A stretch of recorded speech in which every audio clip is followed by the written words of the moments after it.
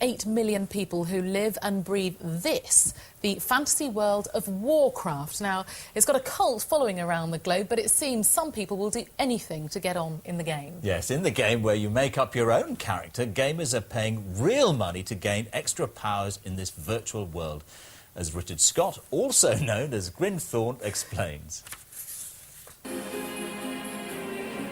This is a world that most people never see. But more than 8 million people around the globe come here on a regular basis, paying tens of millions of pounds a month for the privilege. Now, each of these characters that you can see here is being controlled by real people from different countries all around the world.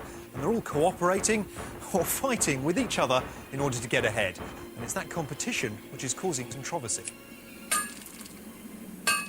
In order to be successful in the game, you need better equipment for your character.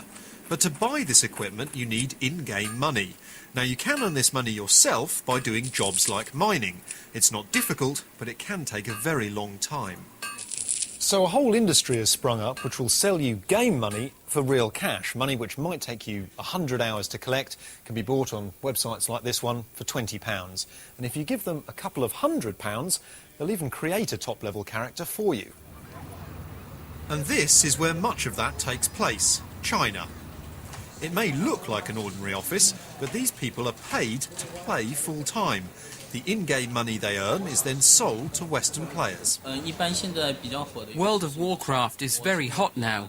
In the gold farming studio, some of us play for 12 hours a day. Many players want to improve their characters themselves, but they don't have the time. They need to go to work in the day, so they need someone else to play for them.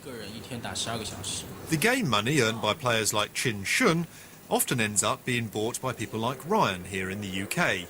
He works full-time, so can't earn enough in-game money to compete, so he's bought it instead.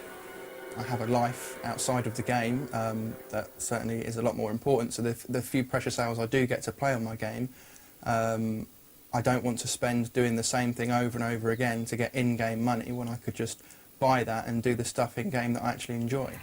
But is this actually cheating? Many in the gaming community, including the game's creators, think it is. It's like in the real world.